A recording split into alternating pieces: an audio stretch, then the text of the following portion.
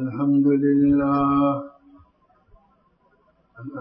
لله نحمده ونستعينه ونستغفره ونؤمن به ونتوكل عليه ونعوذ بالله من شرور أنفسنا ومن سيئات أعمالنا ونعوذ بالله من شرور أنفسنا ومن سيئات أعمالنا من يهده الله فلا مضل له ومن يضلله فلا هادي له ونشهد أن لا إله إلا الله وحده لا شريك له ونشهد أن سيدنا ومولانا محمدا عبده ورسوله أرسله إلى كافة الناس بشيرا ونذيرا وداعيا إلى بإذنه وسراجا منيرا صلى الله تعالى عليه وعلى آله وأصحابه وبارك وسلم تسليما كثيرا أما بعد فحدثنا محمد بن كثير قال خبرنا سفيان قال خبرنا الأعمش عن زيد بن وهب قال حدثنا حذيفة رضي الله تعالى عنه وعنهم قال حدثنا رسول الله صلى الله تعالى عليه وسلم حديثين رأيت أحدهما وأنا أنتظر الآخر. حدثنا أن الأمانة نزلت في جذر قلوب الرجال ثم علموا من القرآن ثم علموا من السنة. وحدثنا عن رفعها قال ينام الرجل النومة فتقبض الأمانة من قلبه فيظل أثرها مثل أثر الوقت ثم ينام النومة فتقبض فيبقى أثرها مثل المجل كجمر دحرجته على رجلك فنفط فتراه منتبرا وليس فيه شيء فيصبح الناس يتبايعون ولا يكاد أحد يؤدي الأمانة فيقال إن في بني فلان رجلا أمينا ويقال للرجل ما عاقله وما أظرفه وما أجلده وما في قلبه مثقال حبة خردل من إيمان.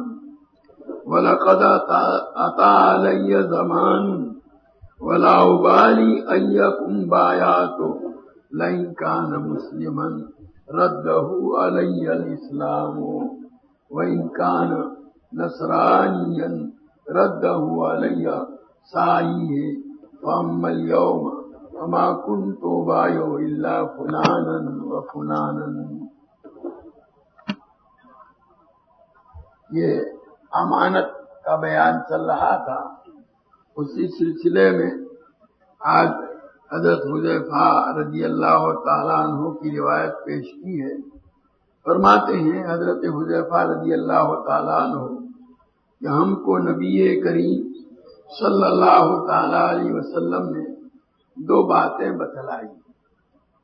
ایک تو صفت امانت اللہ تبارک و تعالیٰ کی طرف سے جو لوگوں کے قلوب کے اندر رکھی گئی اس کو بتلایا، اور دوسرا وہ جو اٹھا لی جائے گی اس کی کیفیت بھی بتلائی.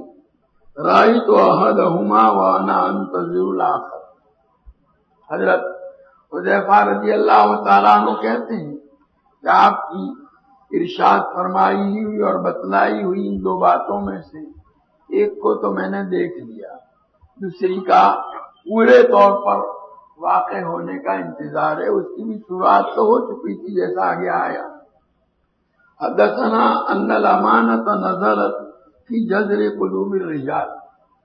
نبی کریم صلی اللہ تعالی علیہ وسلم نے ہم کو بتلایا کہ امانت کی صفت جو ہے اللہ تبارک و تعالیٰ کی طرف سے لوگوں کے قلوب کی گہرائی میں اتاری گئی. یعنی اللہ تبارک و تعالیٰ نے جب نبی کریم صلی اللہ تعالی علیہ وسلم کو مبعوث فرمانا چاہا اور آپ کی بعثت جب ہوئی تو اس وقت جو لوگ حضرات صحابہ رضوان اللہ تعالی علیہم اجمعین جن کو اللہ نے آپ پر ایمان لانے کی اور آپ کی تصدیق کی توفیق عطا فرمائی، ان کے دلوں میں اللہ تبارک و تعالیٰ نے یہ صفت امانت کو اتارا. ویسے صفت امانت ہو یا اور جتنی بھی خوبیاں ہیں، اخلاص ہو، تواضع ہو اور جتنے اوصاف قلبیہ ہیں، وہ سب اللہ تبارک تعالیٰ اس کی جو جڑ ہے، اس کا بیج ہے، وہ اللہ لوگوں کے دلوں کے اندر پیدا فرماتے ہیں. پھر جو ماحول سازگار ملتا ہے، اچھی صحبت میں اثر آ جائے، اچھی تعلیم و تربیت حاصل ہو جائے تو اللہ کی طرف سے وہ جو بیج خوبی کا رکھا ہوا تھا وہ پروان چڑھتا ہے اور وہ اوصاف اور وہ خوبیاں اس کے اندر نمایاں ہوتی ہیں اور لوگوں کو اس سے فائدہ پہنچتا ہے. تو اللہ تعالیٰ نے ہر ایک کے دل میں اچھی صفات بھی رکھی ہیں اور بری صفات کے یہ بھی رکھے ہیں. دونوں کی جو جڑیں ہیں، بیج ہیں، اندر موجود ہیں. اب جس کو جیسا ماحول میسر آ گیا، اگر کسی کو اچھی صحبت میسر آ گئی، اچھی تعلیم حاصل ہو گئی، اچھی تربیت ملی، اچھا ماحول اس کو میسر آیا تو وہ جو خوبیاں اور اوصاف کے بیج اللہ کی طرف سے رکھے ہوئے ہیں وہ پلتے ہیں، بڑھتے ہیں اور وہ خوبیاں اس کے اندر نمودار ہوتی ہیں اور لوگوں کو اس کی ان خوبیوں سے، ان اوصاف سے، اس کی ان صفات سے اس کو بھی فائدہ پہنچتا ہے اور لوگوں کو بھی. یہی حال ہے برائیوں کا. بری چیز وہ اوصاف قلبیہ جتنے بھی ہیں وہ بھی ان کے بیج بھی آدمی کے اندر رکھے ہوئے ہیں. اب اگر کسی کو اس کے مطابق ماحول مل گیا، بری صحبت حاصل ہو گئی، برے لوگوں کا ساتھ مل گیا، برائی کی تلقین کرنے والے لوگ اس کو میسر آ گئے تو پھر وہ جو برائی کے بیج سے وہ پروان چڑھتے ہیں اور بری عادتیں اس کے اندر نمودار ہوتی ہیں. اس سے اس کو بھی نقصان پہنچتا ہے، لوگوں کو بھی پہنچتا ہے. اسی کو فرماتے ہیں کہ اللہ تبارک تعالیٰ کی امانت جو ہے لوگوں کے دلوں کی گہرائی میں اتاری گئی. یعنی امانت کی صفت اور امانت کا وصف اللہ تبارک تعالیٰ نے انسانوں کے دلوں کے اندر رکھا. خاص طور پر نبی کریم صلی اللہ تعالی علیہ وسلم کی بعثت کے وقت جو جماعت حضرات صحابہ رضوان اللہ تعالی علیہم اجمعین کی تھی، جن کی تعلیم و تربیت اللہ کے یہاں نبی کریم صلی اللہ علیہ وسلم کے ذریعے سے مقدر تھی، ان کے قلوب کی زمین کو گویا اس کے لیے اللہ تعالیٰ کی طرف سے ہموار کیا گیا. جیسے زمین کے اندر جب بیج ڈالا جاتا ہے تو بیج ڈالنے اور بوائی گویا بیج کے اس کے اندر ڈالنے سے پہلے زمین کو تیار کیا جاتا ہے تاکہ جو بیج ڈالا جائے وہ اس کا اثر نمایاں ہو. اسی طرح یہاں پر بھی. اور پھر ثم علموا من القرآن ثم علموا من السنہ، پھر انہوں نے قرآن سے بھی جانا اور حدیث سے بھی جانا. یعنی ایک خاص صفت امانت کی بنیاد اور جڑ، اس کا بیج، وہ تو اللہ تعالیٰ نے دل میں ڈال ہی دیا تھا۔ مزید برآں قرآن کے اندر صفت امانت کی جو تاکید آئی، خوبی بیان کی گئی، جو اگلی مجلس میں آپ کو بتلایا گیا تھا۔ حدیث میں صفت امانت کی جو خوبیاں، اس کی جو تاکید بیان کی گئی، یہ ساری گویا تعلیم اور تربیت، ایک تو بیج موجود تھا اور اس کے مناسب تعلیم اور تربیت ویسا ماحول بھی ان کو حاصل ہوا۔ یہی پھر انہوں نے جانا قرآن سے، یعنی اسی صفت امانت کی تاکید اور اس کی اہمیت کو قرآن کی تعلیمات سے ان کو پتا چلا، حدیث کی تعلیمات سے اس کا پتا چلا۔ ثم علم من السنہ، گویا اس کا نتیجہ یہ ہوا کہ یہ صفت امانت ان کے اندر پروان چڑھی اور اس کے اثرات لوگوں نے محسوس کیے، ان کو بھی فائدہ ہوا، لوگوں اور پورے معاشرے کو فائدہ ہوا۔ وحدثنا عن رفعها، اور حضرت حذیفہ رضی اللہ تعالیٰ عنہ فرماتے ہیں کہ نبی کریم صلی اللہ تعالیٰ علیہ وسلم نے ہم کو صفت امانت کے اٹھ جانے کے متعلق بھی خبر دے دی، بتلا دیا کہ ایک زمانہ آئے گا، ایک وقت آئے گا کہ یہ صفت آدمی کے اندر سے نکال لی جائے گی، اٹھا لی جائے گی۔ قال، چنانچہ حضور صلی اللہ علیہ وسلم نے فرمایا، ینام الرجل النومۃ فتقبض الامانۃ من قلبہ، کیسے اٹھائی جائے گی؟ نبی کریم صلی اللہ علیہ وسلم فرماتے ہیں آدمی ایک نیند سوئے گا اور امانت اس کے دل سے اٹھا لی جائے گی۔ گویا تھوڑی ذرا سے وقفے میں اب ایسا کیوں ہوگا؟ تو گویا وہ اس کے گناہوں کے نتیجے میں، اس کے کچھ گناہ ایسے ہوں گے، اس گناہ کی نحوست اور اس کی سزا کے طور پر اللہ تعالیٰ یہ صفت جو ہے اس کے اندر سے نکال لیں گے۔ بہت سو کو ہم دیکھتے ہیں بڑی اچھی تربیت ہوتی ہے، تعلیم ملتی ہے، مربی اچھے ملتے ہیں، ان میں بہت سارے اوصاف اور کمالات لوگوں کو نظر آتے ہیں، پھر یہی شخص جس کے اندر یہ ساری خوبیاں نمودار ہوئی تھی، پروان چڑھی تھی، کسی غلط ماحول کا شکار ہو جاتا ہے، گناہوں میں مبتلا ہوتا ہے، نتیجہ یہ ہوتا ہے کہ یہ ساری خوبیاں ایک ایک کر کے اس کے اندر سے نکل جاتی ہیں، قدرتی طور پر اس کا اثر ختم ہو جاتا ہے۔ اسی کو فرماتے ہیں کہ آدمی ایک نیند سوئے گا اور امانت اس کے دل سے اٹھا لی جائے گی۔ فَيَظَلُّ أَثَرُهَا مِثْلَ أَثَرِ الْوَقْتِ، اور پھر اس کا اثر جو ہے مخالف رنگ کے اثر کی طرح نمایاں ہوگا۔ وقت کہتے ہیں آدمی کا کسی چیز کا جو رنگ ہو، جیسے ایک آدمی کا ایک رنگ ہے، اس رنگ کے خلاف کوئی جو ہے دھبا اس کے جسم میں نظر آئے، جیسے تل ہوتا ہے، تو آدمی کا جو عام رنگ ہے پورے بدن کا، اس رنگ کے خلاف وہ تل کا رنگ جو ہوتا ہے وہ سیاہ ہوتا ہے۔ اسی طرح اس امانت کے اٹھا لیے جانے کی وجہ سے اس کے قلب کے اندر اس امانت کے اٹھنے کا اثر اس دبے کی طرح نمایاں اور ظاہر ہوگا، لیکن وہ جو رنگ کا اثر ہوتا ہے نا، وہ رنگ کا ہی ہوتا ہے، اندر تک سرایت کیے ہوئے نہیں ہوتا ہے نا، بہت زیادہ گہرا نہیں ہوتا۔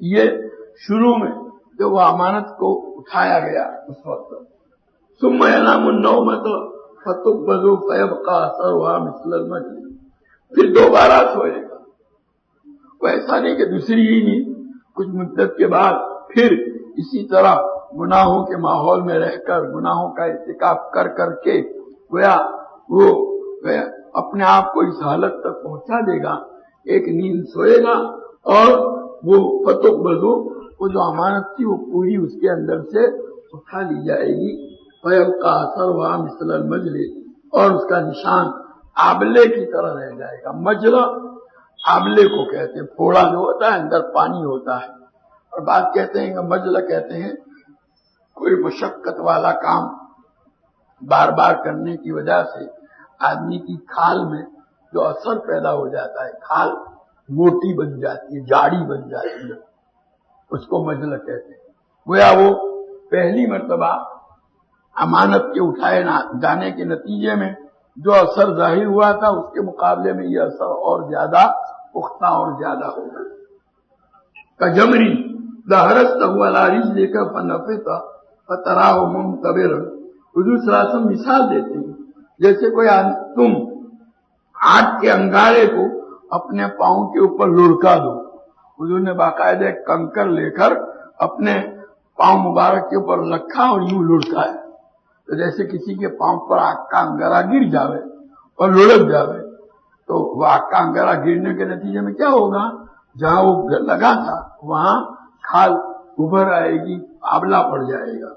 जैसे आग के अंगारे को अपने पांव पर तुम लुढ़का दो और उससे फनफे आबला पड़ जाए, फतराहु मुमतबिर, आप उस जगह को यानी खाल के उस हिस्से को देखेंगे कि वो क्या है, उभरा हुआ।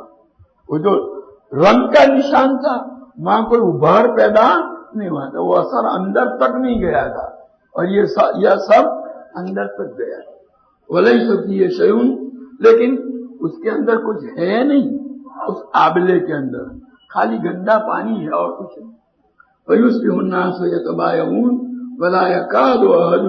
अमानता, उस अमानत के उठा लिए जाने का नतीजा ये होगा, लोग आपस में मामलात करेंगे, खरीदो फरोख्त करेंगे, लेन देन करेंगे, और एक आदमी भी पूरे समाज में, पूरे मुआशरे में, पूरी सोसाइटी में ऐसा नहीं होगा जो अमानत के तकाजों को पूरा करे। फयुकाल इन्न फी बनी फलान रजुलन अमीन, कई खाल किसी इलाके में, किसी खानदान में एक आध आदमी ऐसा होगा तो लोग बातें करेंगे, फलाने खानदान के अंदर, फलाने बस्ती में, फलाने मोहल्ले में एक आदमी है जो बड़ा अमानतदार है, बाकी सब खाली होंगे अमानत। वला यकाल अहदुन वयुकाल लिरजुल मा अकलहु वमा ज़रफहु वमा जलदहु वमा फी क़ल्बी मिस्क़ाल हब्बत खरदली मिन ईमान। और आदमी के मुतालिक लोग तारीफ करते हुए कहेंगे कैसा अकलमंद, यानी उसकी अकल ऐसी कि लोग उसकी अकल की तारीफ करेंगे, बड़ा अकलमंद है। और मा ज़रफहु, कैसा खुशतबा आदमी है, ज़राफत वाला। वमा जलदहु, कैसा बहादुर और कैसा चालाक, यानी ये सारी खूबियां होंगी, लेकिन वमा फी क़ल्बी, उसके दिल में एक राय के दाने के बराबर भी अमानत की सिफत नहीं होगी। आज देखते लोगों में बड़ी होशियारी है, अकल है, सूझबूझ है, बहादुरी है, लेकिन जब कोई जिम्मेदारी सौंपी जाती है तो उसको जैसा अदा करना चाहिए वो अदा करते नहीं। यही वो पेशीन गोई है जो नबी करीम सल्लल्लाहु अलैहि वसल्लम ने फरमाई। तो हाल उसके दिल के अंदर राय के एक दाने के बराबर भी ईमान यानी अमानत नहीं होगी। वलक़द अता अलैहि ज़मान, ये तो हुजूर का इरशाद नकल किया हजरत हुज़ैफा रज़ियल्लाहु ताला अन्हु ने। अब उसके बाद क्योंकि उन्होंने यूं कहा था, हुजूर ने दो बातें इरशाद फरमाई। एक तो अमानत की सिफत अल्लाह ताला जो अता फरमाएंगे, लोगों के कुलूब के अंदर वलीयत फरमाएंगे, रखेंगे वो, और वो जो उठा ली जाएगी उसकी कैफियत, दो चीजें बतलाई।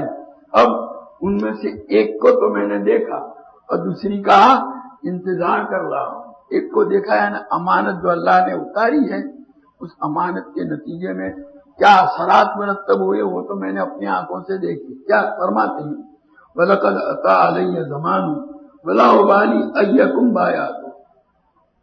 हजरत हुज़ैफा फरमाते हैं एक दौर मेरे ऊपर ऐसा गुजरा है, आंख बंद करके किसी के साथ भी मामला कर लो, मुसलमान हो या गैर मुस्लिम, गोया हुजूर अकरम सल्लल्लाहु ताला अलैहि वसल्लम की तरबियत के नतीजे में जो सहाबा थे उनके अंदर तो यह औसाफ उजागर थे, लेकिन उनकी वजह से जो माहौल बना था उस माहौल का असर ये था कि इन औसाफ का असर गैर मुस्लिमों में भी पैदा हो गया।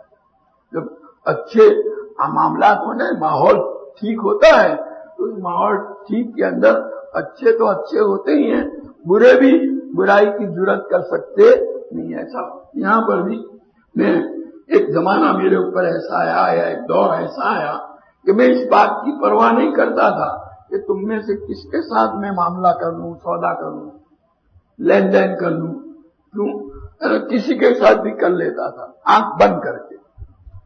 میرا حق ملے گا اس کی مجھے کوئی اندیشہ اور خطرہ نہیں. کیوں؟ لئن کان مسلمن رده علی الاسلام، اگر میں معاملہ جس سے کر رہا ہوں وہ اگر مسلمان ہے تو اس کا اسلام اس کو میرا حق میرے اوپر لوٹانے کے لیے کیا کرتا تھا؟ مجبور کرتا تھا. اس کا ایمان اس کو میرا حق ضائع کرنے کی اجازت نہیں دیتا تھا. وَإِن كَانَ نَصْرَانِيًّا رَدَّهُ عَلَيَّ عیسائی ہے، اور اگر وہ نصرانی ہے یعنی غیر مسلم ہے تو اس کا حاکم اور اس کا جو قبیلے کا بڑا ہے وہ میرا حق میرے اوپر لوٹا ہے. یعنی اگر خدا نہ خواستہ اس کی طرف سے میرے حق کی ادائیگی میں کچھ دیر ہو سکتی تو فوراً اس کا جو اوپر کا ذمہ دار ہے وہ اس کو کہتا اور وہ میرا حق ادا کر دیتا. وہ حقوق کی ادائیگی میں کوئی جو ہے اندیشہ نہیں تھا. فَأَمَّا الْيَوْمَ فَمَا كُنْتُ أُبَايِعُ إِلَّا فُلَانًا وَفُلَانًا، اور بہرحال آج تو یہ ہو گیا کہ میں گنے چنے نام لیے فلاں فلاں کے ساتھ میں یہ معاملہ کرتا ہوں. گویا ان کی طرف سے مجھے اطمینان ہے کہ میرے حق ضائع نہیں ہوں گے. باقی ہر ایک کے ساتھ آنکھ بند کر کے جو معاملے پہلے کیے جاتے تھے وہ بات رہی. اب گویا شروعات ہو گئی تھی امانت پوچھنے کی. وہی کہتے ہیں شروع میں تو کہا انتظر، اور یہاں یوں کہتے ہیں کہ میں فلاں فلاں کے ساتھ سب کے ساتھ معاملہ نہیں کرتا. یعنی گویا آپ کی وہ پیشین گوئی پوری نہیں دیکھی، شروعات ہے، اگر پوری ہونے کا انتظار ہے. حدثنا ابو الیمان قال اخبرنا شعیب عن الزہری قال اخبرنی سالم بن عبد اللہ ان عبد اللہ بن عمر رضی اللہ تعالی عنہما قال سمعت رسول اللہ صلی اللہ علیہ وسلم قال انما الناس كالابل المئة لا تكاد تجد فيها راحلة. حضرت عبداللہ ابن عمر رضی اللہ تعالیٰ عنہ فرماتے ہیں کہ میں نے نبی کریم صلی اللہ تعالیٰ علیہ وسلم کو سنا، آپ نے ارشاد فرمایا لوگوں کی مثال اونٹ کی سی ہے، اونٹوں کی، کہ 100 میں ایک بھی مشکل سے سواری کے قابل ملتا ہے. اونٹ جو ہوتے ہیں نا، اونٹوں میں سواری جس پر کی جا سکے ایسا اونٹ جو سواری کے لائق، ایک سواری بننے کے لیے جو خوبیاں اونٹ میں ہونی چاہیے وہ 100 اونٹوں میں ایک ایک نہیں ہوا کرتی. ایسا ہی حال حضور صلی اللہ علیہ وسلم فرماتے ہیں کہ لوگوں کا بھی ہے، کہ لوگوں میں بھی باصلاحیت فضل و تقوی والے جو ہیں بہت کم ہوتے ہیں، 100 میں ایک آدھ. یہ ناکارہ لوگوں کی کثرت، جیسے اونٹوں کے اندر جو سواری کے کام آ سکے ایسے بہت مشکل ہوتے ہیں، ایسے یہاں پر لوگوں میں بھی. اور علامہ قرطبی رحمۃ اللہ علیہ فرماتے ہیں کہ مطلب اونٹوں میں جو بوجھ لادا جا سکے، سواری کی جا سکے ایسے کم ہیں.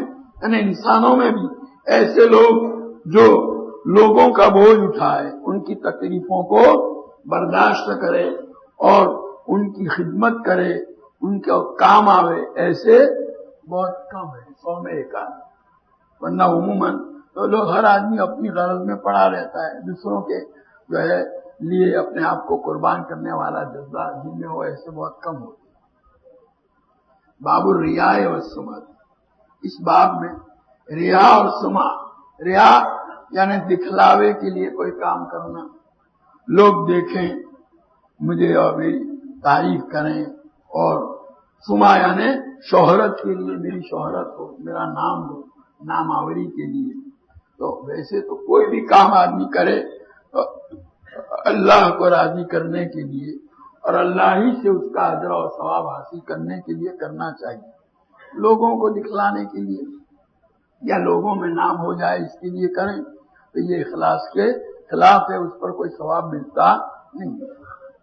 تب جو کوئی آدمی ایسا کوئی نیکی کا کام، کوئی اچھا کام ریاکاری کے لیے، شہرت کے لیے، نام آوری کے لیے کرتا ہے کہ اس پر کیا وعید سنائی گئی ہے وہ بتلانا چاہتے ہیں۔ حدثنا مسدد قال حدثنا یحیی عن سفیان قال حدثني سلمة بن كهيل حدثنا ابو نعيم قال حدثنا سفيان عن سلمة قال سمعت جندبا رضي الله تعالى عنه يقول قال النبي صلى الله تعالى عليه وسلم ولم اسمع احدا يقول قال النبي صلى الله عليه وسلم غيره۔ یہ فدنوت منه فسمعته يقول، کہ حضرت سلمہ جو ہیں سلمہ ابن کوہیل وہ فرماتے ہیں کہ میں نے حضرت جندب ابن عبداللہ بجلی رضی اللہ تعالیٰ عنہ کو فرماتے ہوئے سنا کہ انہوں نے کہا کہ نبی کریم صلی اللہ علیہ وسلم نے یہ ارشاد فرمایا۔ یہ اتنا جملہ نقل کرنے کے بعد آگے کیا کہتے ہیں؟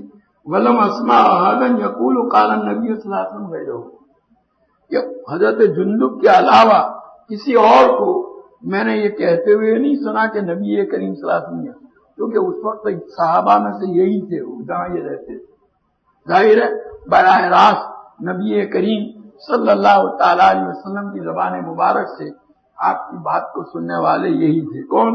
حضرت جندب بن عبداللہ۔ چنانچہ فدنوت منہ یقول، یہ حضرت سلمہ کہتے ہیں کہ میں حضرت جندب کے قریب ہوا تو میں نے ان کو سنا کہ وہ کہہ رہے تھے قال النبی صلی اللہ علیہ وسلم، حضور اکرم صلی اللہ تعالی علیہ وسلم نے ارشاد فرمایا من سمع سمع اللہ بہ، جو آدمی شہرت کا خواہش مند ہوگا، نام آوری کے لیے کوئی کام کرے گا، سمع اللہ بہ، اللہ تعالیٰ اس کا نام مشہور کر دیں گے۔ ومن یرائے یرائے اللہ بہ، اور جو دکھاوے کے لیے کوئی کام کرے گا اللہ تعالیٰ اس کی نمائش کر دیں گے۔ کیا مطلب ہے اس کا؟ تو دو مطلب اس کے بیان کیے گئے ہیں۔ ایک مطلب تو یہ ہے کہ کوئی اچھا عمل ہے، لیکن کوئی بھی نیک عمل ہو بندے کو چاہیے کہ وہ کس کے لیے کرے؟ اللہ کے لیے کرے، لیکن وہ عمل اگر وہ اللہ کے لیے کرنے کے بجائے اس لیے کرتا ہے کہ لوگوں میں اس کی شہرت ہو، یا جو ہے لوگ اس کو جو ہے دیکھیں اس کی عمل کرتے ہوئے، اگر اس نیت سے کرے گا تو اللہ تعالیٰ اس کی یہ مراد بھی کیا کر دیں گے؟ پوری کر دیں گے۔ بھائی چل تو نے اس کے لیے کیا نا، دنیا میں تیرا نام ہو جائے گا۔ انا ان ظن عبدی بھی، باری تعالیٰ فرماتے میرا بندہ میرے ساتھ جو گمان رکھتا ہے اس کے مطابق معاملہ کرتا ہوں۔ اس نے یہ عمل اس لیے کیا تھا کہ اس کی شہرت ہو تو شہرت ہو جائے گی، لوگ دیکھیں، اور لوگوں کو دکھانے کے لیے کیا تھا تو اللہ تعالیٰ اس کی نمائش کر دیں گے، لوگ دیکھیں گے، تعریف کریں گے اس کی۔ ایک مطلب تو یہ بیان کیا گیا، یعنی دنیا میں یہ چیز حاصل ہو جائے گی، چنانچہ آخرت میں پھر اس کے لیے کچھ نہیں ہوگا۔ اور وہ وہی قرآن پاک کی آیت من کان یرید الحیات الدنیا وزینتها نوفی الیہم اعمالہم فیہا وہم لا یبخسون، کہ جو آدمی کوئی کام کرتا ہے دنیا کی زندگی کا فائدہ حاصل کرنے کے لیے اور اس کی زینت کے لیے، تو دنیا ہی میں اس کا پورا بدلہ ہم چکا دیتے ہیں۔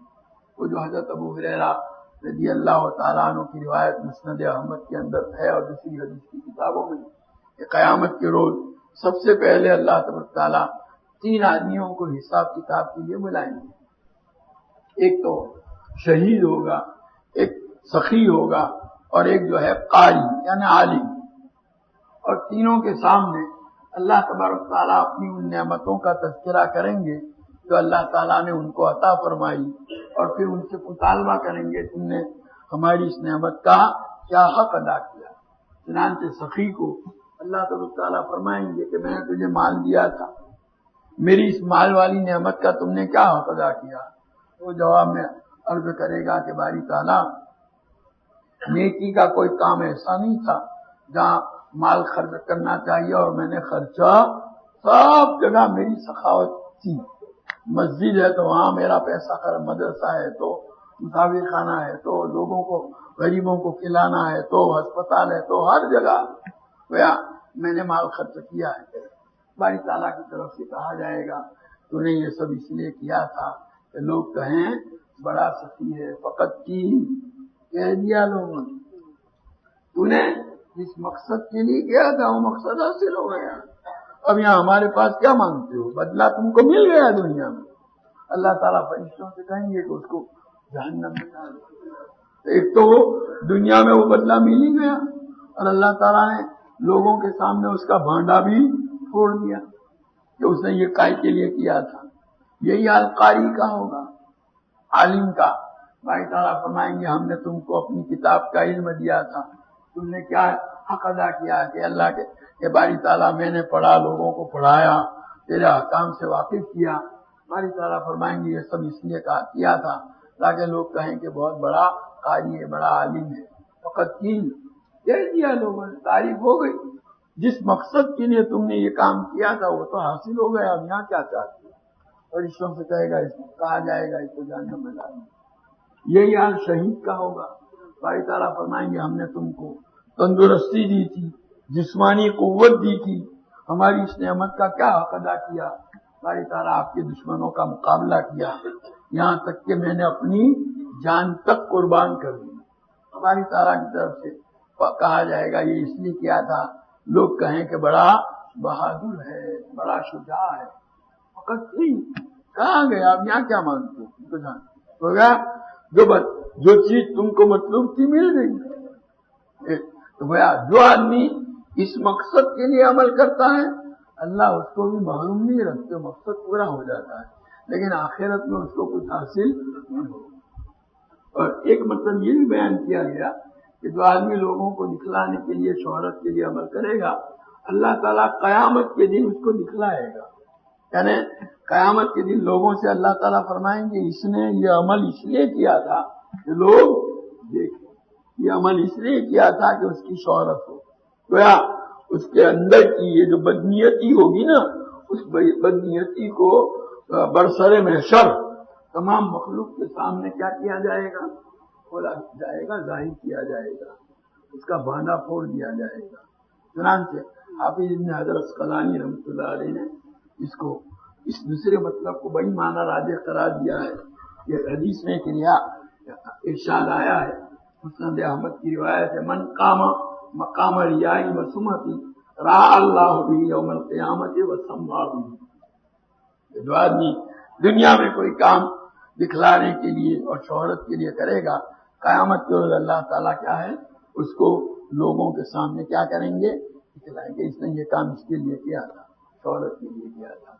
اور اسی طبرانی میں حضرت معاذ کی روایت ہے، ما من عبد یقوم فی الدنیا مقام سمعۃ و ریاء الا سمع اللہ بھی علی رؤوس الخلائق یوم القیامہ. دنیا میں جو بھی بندہ کوئی نیک کام شہرت کے لیے دکھلا کے لیے کرے گا، قیامت کے روز اللہ تعالیٰ تمام مخلوق کے سامنے اس کو ظاہر کریں گے کہ اس نے یہ کام اس مقصد کے لیے کیا تھا. گویا وہاں اس کا بھانڈا پھوڑا جائے گا. اب ابن حجر اسقلانی نے گویا اس کو کیا کیا ہے؟ راجح قرار دیا ہے. اللہ تعالیٰ اخلاص کے ساتھ کام کرنے کی ہمیں توفیق عطا فرمائے. سبحانک اللہم و بحمدک و تبارک اسمک و تعالی جدک و لا الہ غیرک. اللہم صلی وسلم و بارک علی سیدنا و مولانا محمد وعلی آل سیدنا و مولانا محمد کما تحب و ترضى بعدد ما تحب و ترضى. ربنا ظلمنا انفسنا وإن لم تغفر لنا وترحمنا لنكونن من الخاسرين. ربنا آتنا في الدنيا حسنة وفي الآخرة حسنة وقنا عذاب النار. اللهم وفقنا لما تحب وترضى من القول والعمل والفعل والنية والهدى.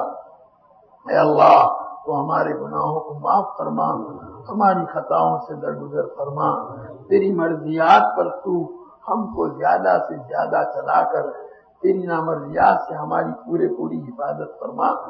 اے اللہ نبی کریم صلی اللہ تعالی علیہ وسلم کے طریقوں اور سنتوں کو اپنی زندگی کے ہر شعبے میں جاری کرنے اور اپنانے کی تو ہمیں توفیق و سعادت عطا فرما۔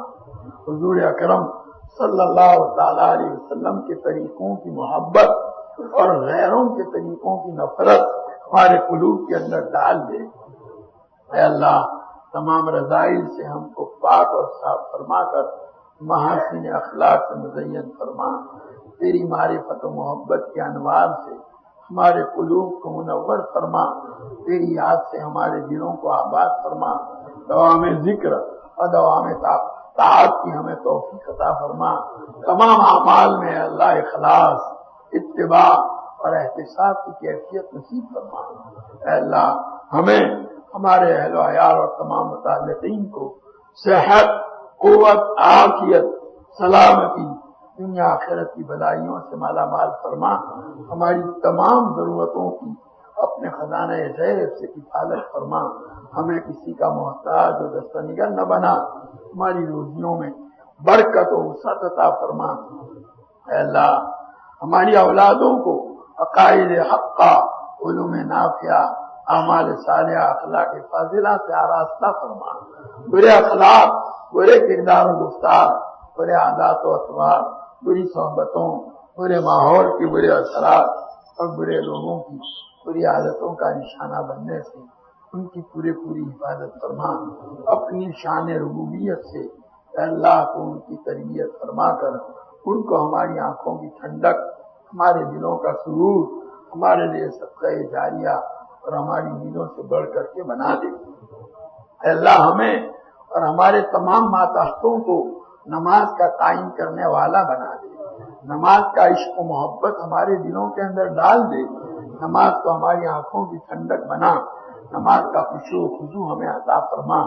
نماز کے انوار و برکات سے ہماری زندگیوں اور ہمارے گھروں کو اے اللہ منور اور معمور فرما۔ عبادات کا اہتمام نصیب فرما۔ معاملات کی درستگی عطا فرما۔ معاشرت کا حسن عطا فرما۔ آپسی حقوق کی ادائیگی کا اہتمام نصیب فرما۔